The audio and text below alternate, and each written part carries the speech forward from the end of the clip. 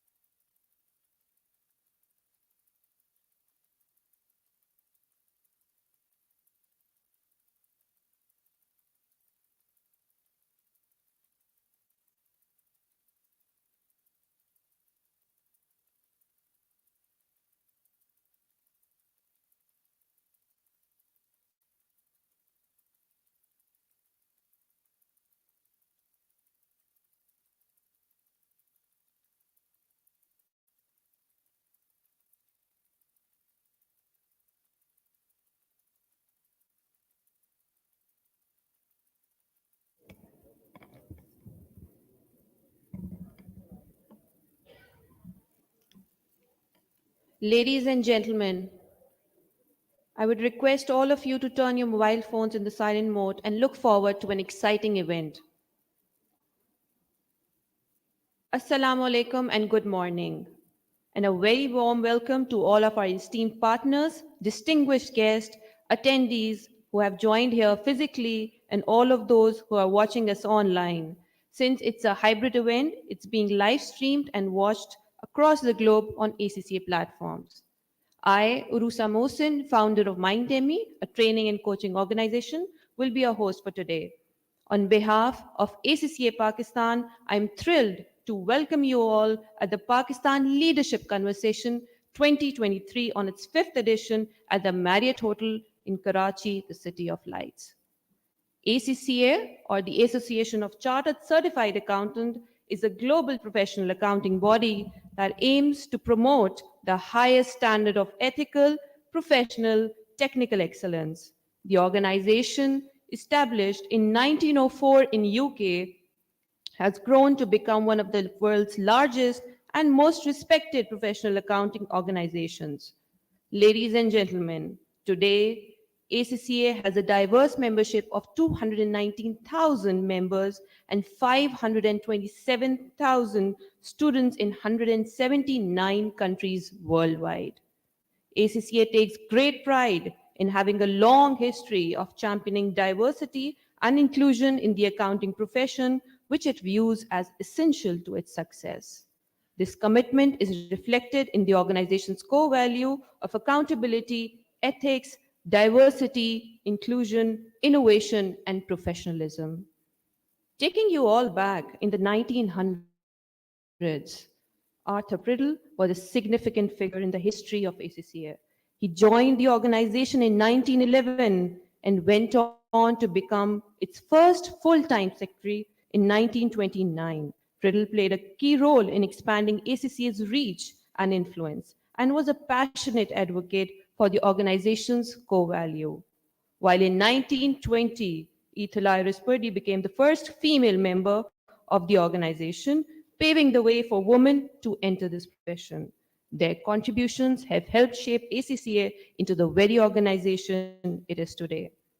Moving on, we are joined today here by a stellar line of speakers and panelists today. A round of applause for all of you who made it on time for the event and for gracing us with your presence. It's always so lovely to see a strong female representation. A bit about the event today. Pakistan Leadership Conversation is ACCA's Pakistan flagship event that began its journey in 2017 and since then has successfully evolved into a platform bringing together prominent industry speakers, think tanks, regulators, policy makers, and senior professionals like yourself on one platform. An event that leaves behind a legacy to put forward actionable agendas and imperative for the growth of Pakistan's economy and industry. This year, we started PLC journey from Islamabad, moving towards here in Karachi today, and ending on 23rd Feb in Lahore. I would request all of you to stay connected on our Facebook pages regarding our next Lahore event. Let's get on with our theme for this year, which is shaping the future in uncertain times, learn, adapt, and thrive. As you all know, we are living in unprecedented times. In times like these, it can be very challenging to imagine what the future will look like, let alone on how we can shape it. But one thing is for sure, we all must be optimistic that a better future is possible by embracing opportunities that this uncertainty presents and use that as a catalyst for change. Which is why we are going to have thought provoking conversations on vital themes relevant to business and economic needs of today, such as climate change, public financial management, our role in development of future ready talent, power of digital, sustainability, ESG, and the importance of ethics and governance. So, ladies and gentlemen, a major part of today's discussion will revolve around sustainability, environmental, social, and governance practices, ESG, fintech innovations, and much more. Listening to our distinguished speakers and panelists will give you a peek inside a world of ideas of opportunities amidst uncertain times.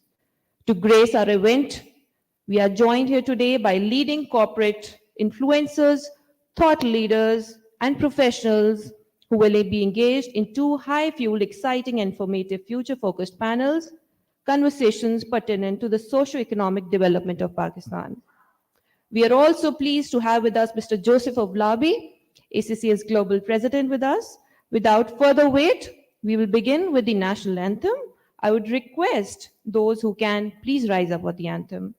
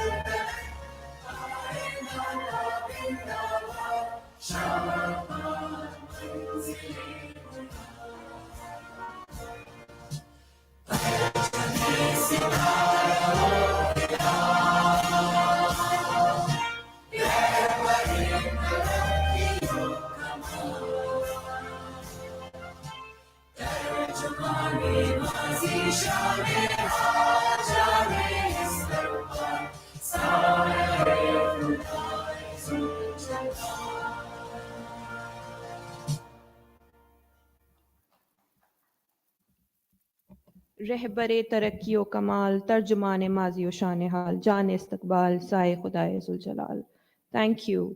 So now, ladies and gentlemen, we begin with inviting the head of ACCA Pakistan, Mr. Asad Hamid Khan, to deliver the welcome address. Mr. Asad is certified director and professional accountant with 23 years of diverse experience with an eye on future. He will be speaking on the role of professional accountants in nation building. A round of applause for Mr. Asad. Can I please request you, sir, to come on stage?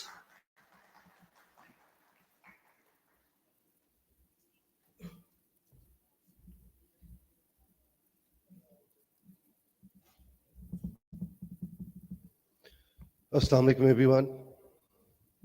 Assalamu alaikum, everyone. That's much better. So it's an absolute pleasure to have you all over here. Assalamu alaikum, everyone. Once again, a very warm welcome for you to be able to take time out today for this session where we will be deliberating on a few trends of current times, as well as anticipating that how we work going forward. So we're absolutely delighted to have, as mentioned by my colleague, Mr. Joseph Gulabi, who is our global president, for him to be visiting Pakistan the first time. And what an apt time with so many changes happening around, and for him to see on the ground what ACCA has been firstly delivering in Pakistan, and secondly, the sort of opportunities that await our members, our professionals, our businesses, despite all the challenges. I'd also like to especially thank our chief guest for session one, which is Ms. Seema Kamil. She is the Deputy Governor of the State Bank, a very prominent banker, and I think one of the most a thing that we should be proud of as a nation is her being the first ever woman president of a bank in Pakistan. So, the conversation that we have today is the role that we as professional accountants, the role that finance professionals can play in building the nation. So, it may seem like a very ambitious task, but when you come to think of it, each one of us is representing one unit within our gross domestic product. We would be working for organizations, we would be running our own organizations, we would be creating employment, we would be creating more opportunities for growth for businesses, interconnectivity. So each one of us, whether as a professional accountant or as a professional, has a responsibility, not just for our organizations, but for our society and economy. And that's where we will converge today. So as mentioned by my colleague, I think our national anthem, if you look at the words, I think the few words that spring out for us is hope, is optimism, is about Shad Baat. It's all about prosperity. It's about being sustainable prosperity. So, and you will see that we will bring that theme in today's conversation. So moving on,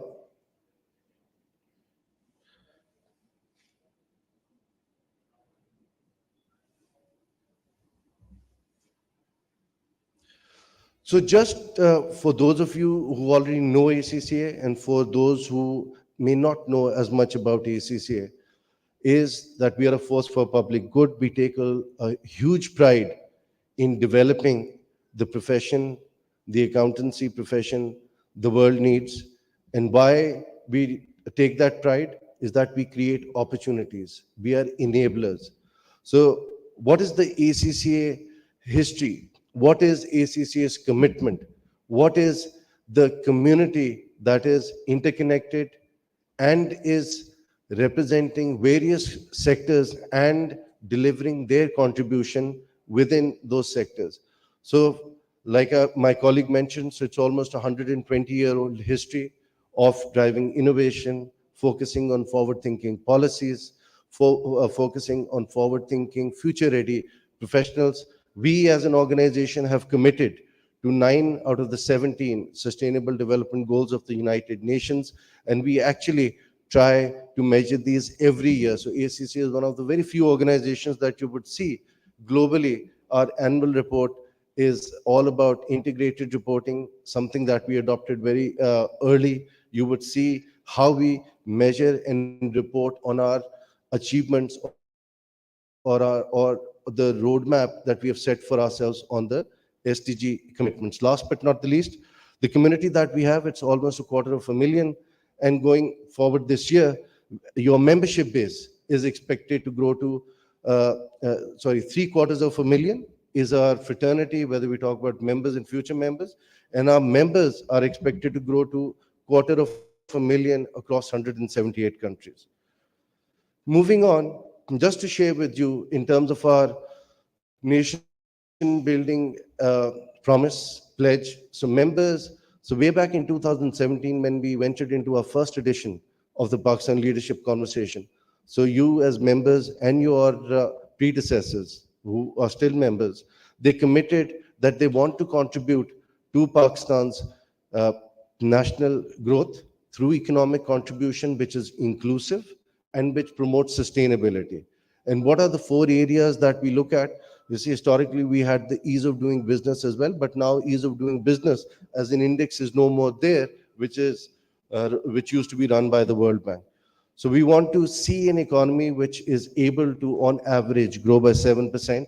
We may be falling short of this target, but yesterday, in one of the sessions that we had, we should dream big, we should think big, and there will be variations, there will be variances, but it should not deter us from setting a target which is apt for a population, for an opportunity like Pakistan. Climate action, you will get to hear of it later today as well. So these three words, environmental, social governance. So ACC has been proactively, not just working globally, but working locally in terms of how we can create more awareness, create more advocacy, create more knowledge sharing so that the environmental, social governance principles tailored for respective sectors are mainstreamed not just within the organizations, but within the entire ecosystem framework. Global competitiveness, again, one of the indices, how competitive Pakistan is in terms of the multiple variables. We try to link this up with other indices like you have the Human Development Index, we have the Gender Parity Index, the Economic Participation, the Women Workforce, the Gender Parity in terms of inclusive growth. So how we talk about the digital divide, we talk about the digital concentration. So all this put together is how competitive we are, not just for foreign investors, but for our local investments. And I've already spoken about the Sustainable Development Goals. Few things that stand out for us is partnerships. You would see today the partners that have joined us for this event. We have our co-organizers joining. Ms. Shaista Aisha is already here and she will be sharing her thoughts later. And you will get to know our multiple partners, whether they are trade associations, whether they are professional accounting organizations, whether they are your multinational companies, whether they are your financial services, whether they are outreach partners like the Centrum Media. So you will get to know about them. So moving on, so this is something that has already been touched upon by my colleagues. So our focus today is how we can build and enable sustained resilience while developing and growing our economy. So we will get to hear from esteemed panelist speakers who will be bringing their unique value in terms of their professional experience, in terms of their personal experience, and we'll get to hear from them. And we will bring out after the conclusion of today's session and after we conclude the third in the series of this fifth edition, the Lahore Conference, we will be sending out a paper which will pick up on key action items, which we will again reflect in the next year in terms of progress. So based on what we have picked up in terms of the key themes for today's conversation, the agenda that you will be seeing, so there's a lot of focus. I've already spoken about resilient economies.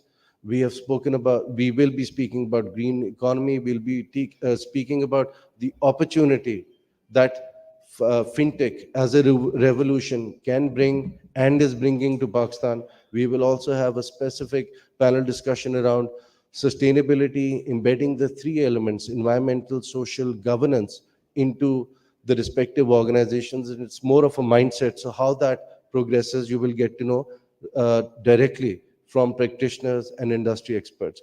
So these are the four areas that we have broadly categorized ourselves in terms of annually reviewing, that once we are through with these conversations, whether we are able to uh, show some progress. So I'm pleased to share with you that we had some progress on ethics and governance. Primarily, our focus has been the tax and foreign exchange regulations.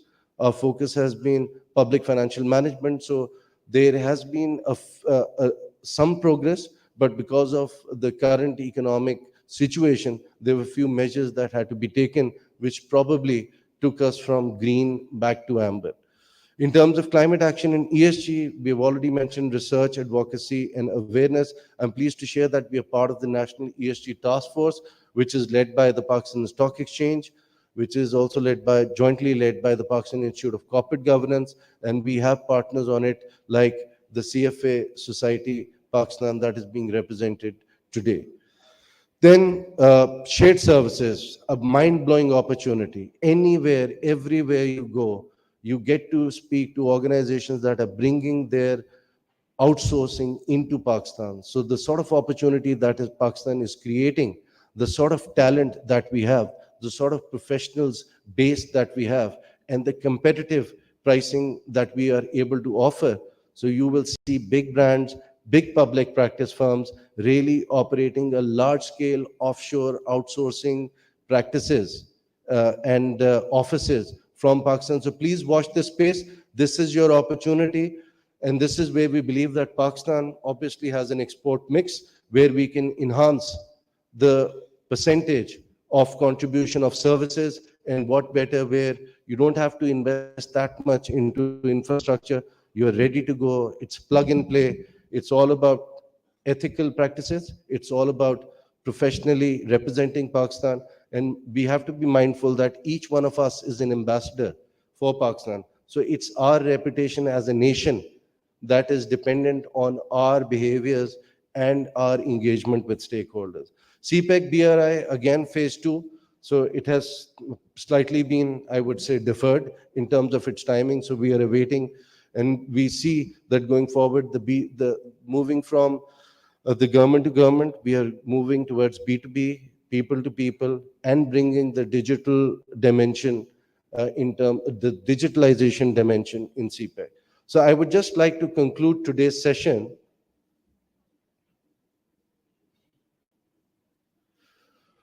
with our today's conversations will revolve around the policy and insight. So ACCA takes a lot of pride annually the number of researchers that we're able to deliver, and these pick up on all the global trends. And we would be hearing some of it from our president, Joseph Ovalabi, in terms of our recent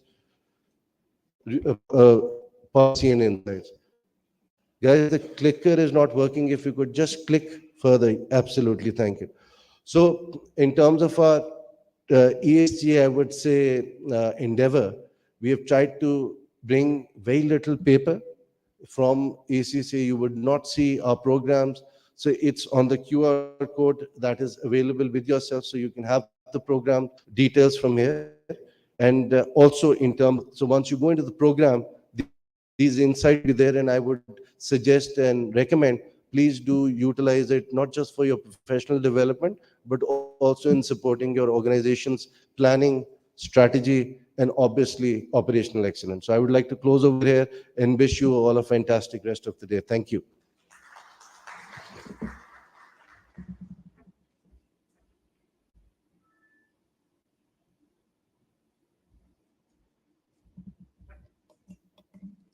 Thank you, Mr. Asad, for your insightful words. As a famous quote by Helen Keller, alone we can do so little, but together we can do so much. Today, we have, for this event, we have our co-organizers as Seed Ventures, and our strategic partners, Bank Islami and Coca-Cola, have played an integral part in today's event. Our platinum partners today, Scan School of Accountancy, U Microfinance Bank Limited, the Millennial Universal College, and the commitment to furthering today's agenda is commendable. Our gold partners, Adroit Accountex, Obox Accounting, Mirchawala's Hub of Accountancy, National Clearing Company, National Disaster Risk Management Fund, Telenor Group, Tabani School of Accounting, Tabani University, PSC Group of and is also supported by Business Council, Pakistan Stock Technology Zones Authority, Pakistan Software House Association, KP Board of Investment and Trade, the Center of Excellence in Responsible Business, ICMA Pakistan, National Incubation Center, Universal Service Fund, Punjab Purchasing Agency, and the CFA Society Pakistan have all shown support.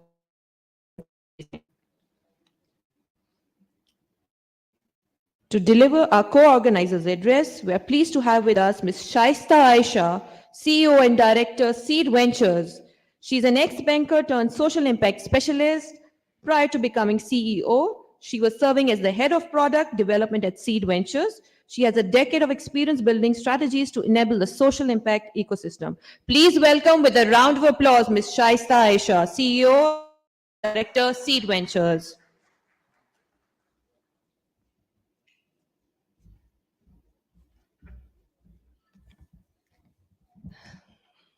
Honorable Chief Guest, esteemed panelists and speakers, and respected audience, Assalamu alaikum and good morning.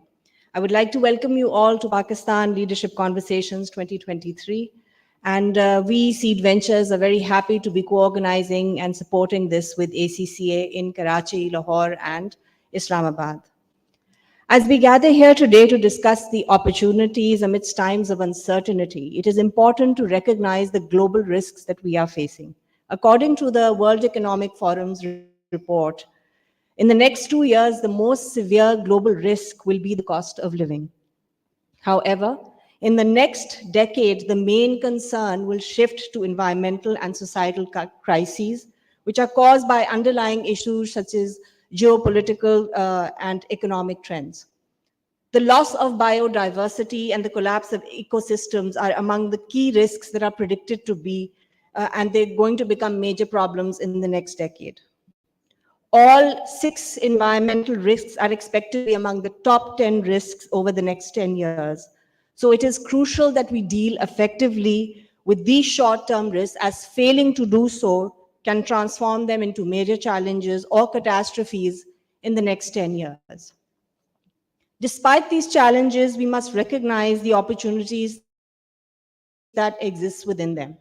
The thematic areas that Asad had discussed for PLC 2023, climate action and sustainability, inclusive growth, digital technologies and innovation, startups or future-ready professionals, these all provide us with a roadmap to navigate these challenges and unlock new opportunities.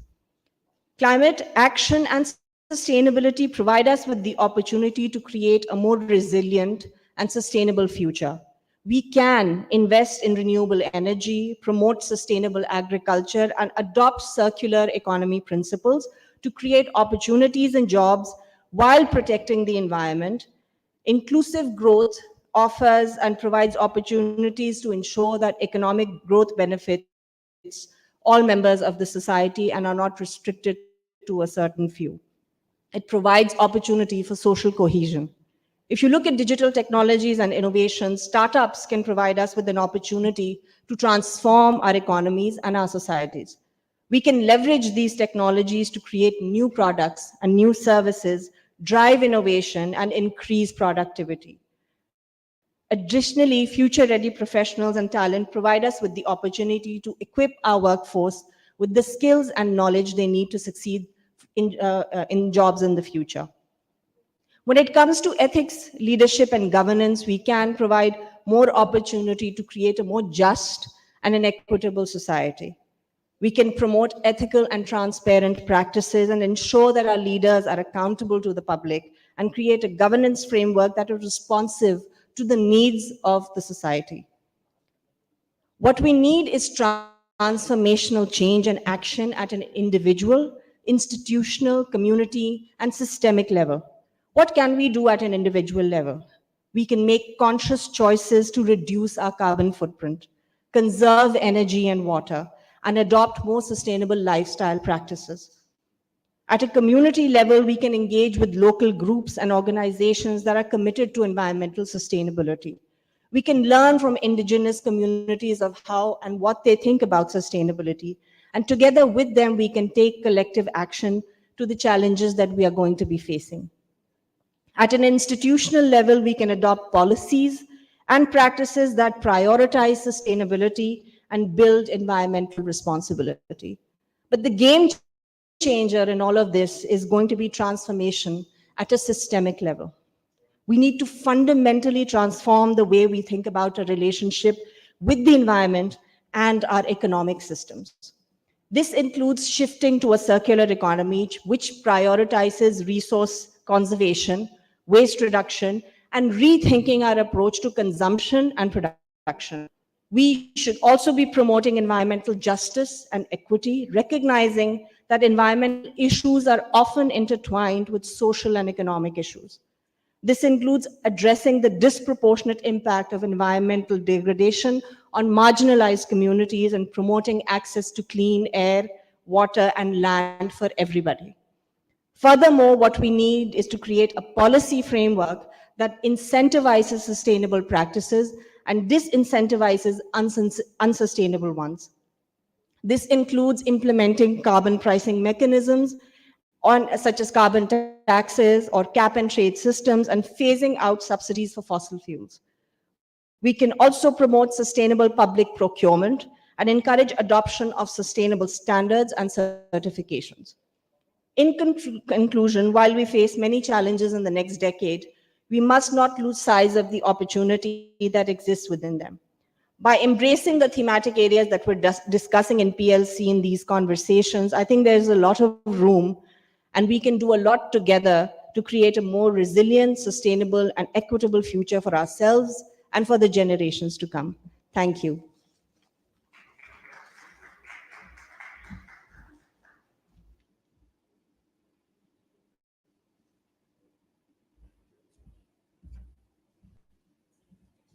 Thank you so much, Ms. Shaista, for your insightful session.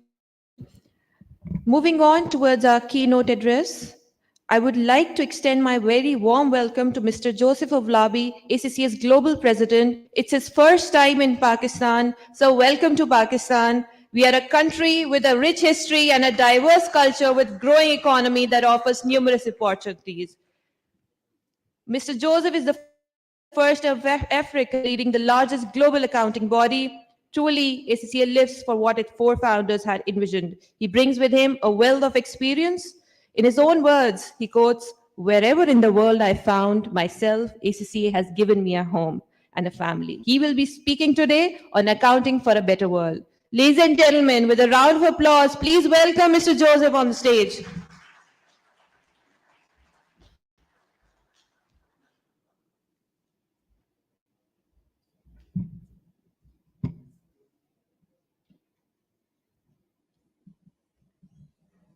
Assalamu alaikum. Good morning, good morning, good morning, Karachi. I'm so excited. We arrived yesterday evening and we had such a great time celebrating ACCA new members, fellows, high achievers. One thing struck me clearly. So I'm from Nigeria originally, and Nigerians tend to believe that they're very competitive and intelligent. But I was shocked with the level of intellectual acumen in the room yesterday, and just credence to the spirit I've seen.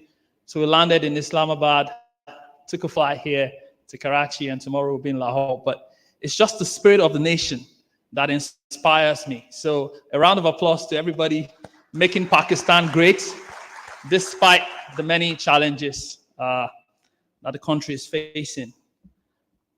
Thank you for having me. Before I go ahead, I just want to first thank the panel members here. ACCA panel members help to ensure that the brand of ACCA in each of our countries receives the level of attention and credibility it demands. So a number of our panel members are here. They were also around yesterday. I can see a few of them again here today. Thank you. Thank you for the great work.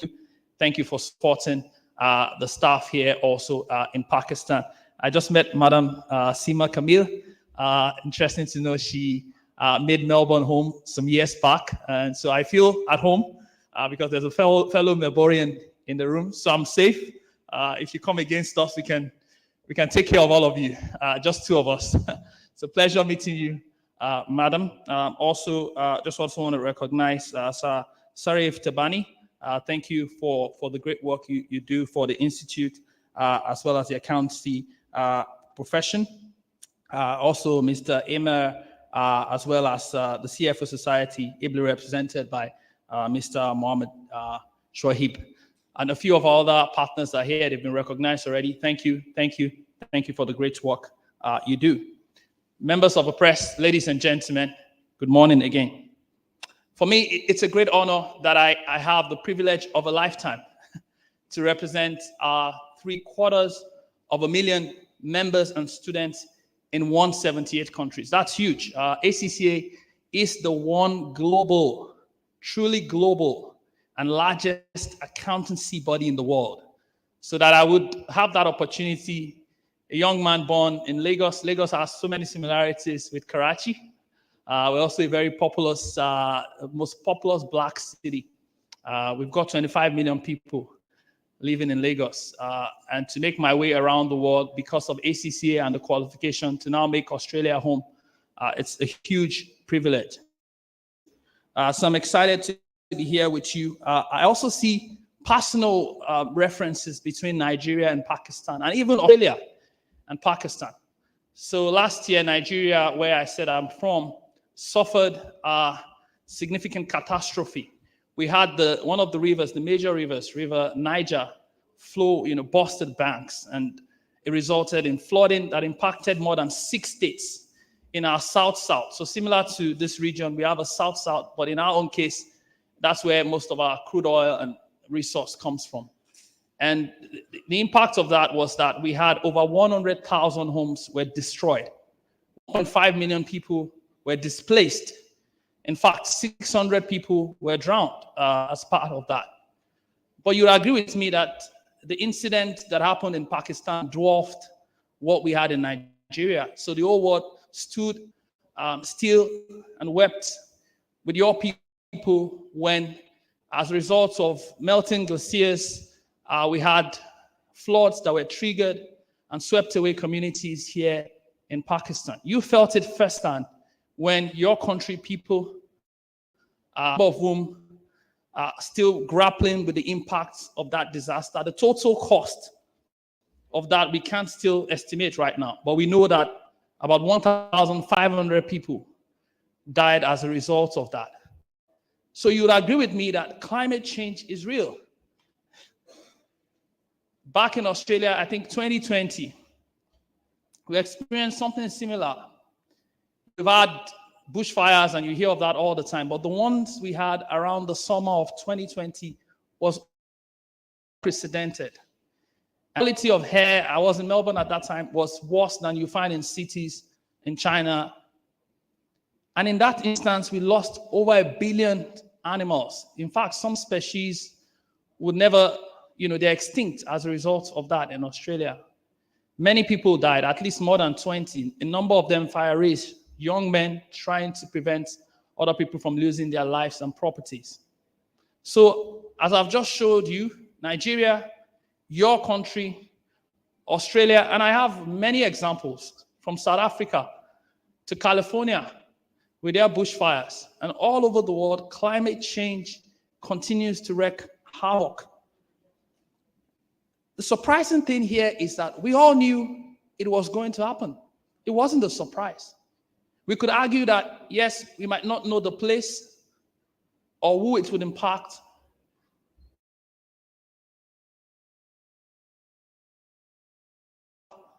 Unprecedented weather changes that would have fatal effects and impacts on economies and livelihood.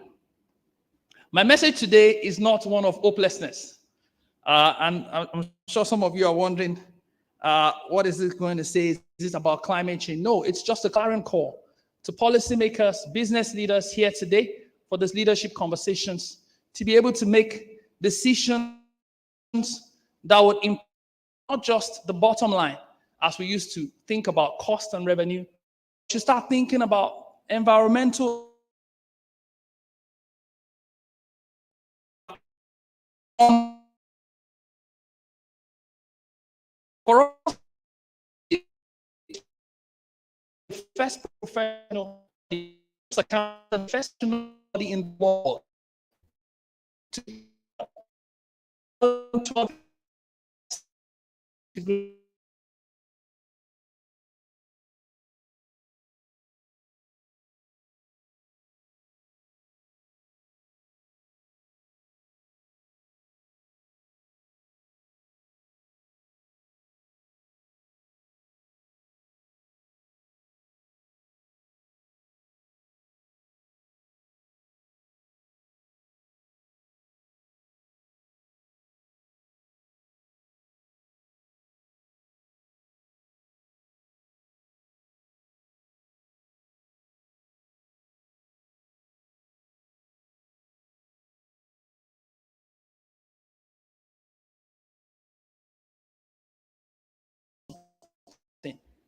by changing the way we think about businesses, by changing the way we consume resources, we can begin to focus on things that matter for our generation, importantly, for generations yet unborn.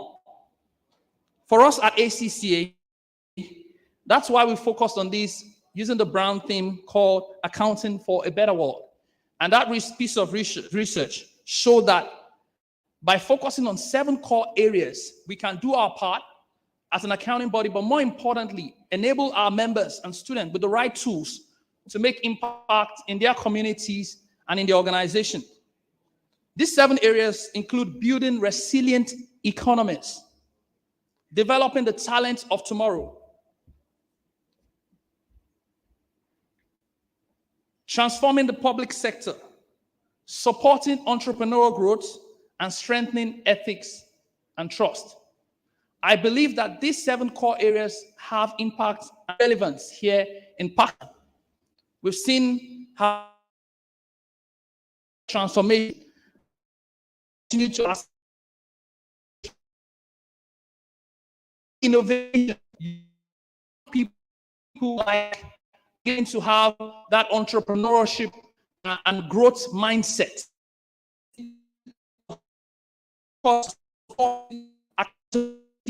And standards and place can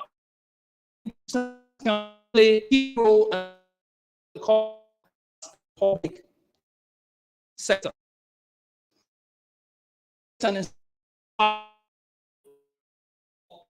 So people, especially your future,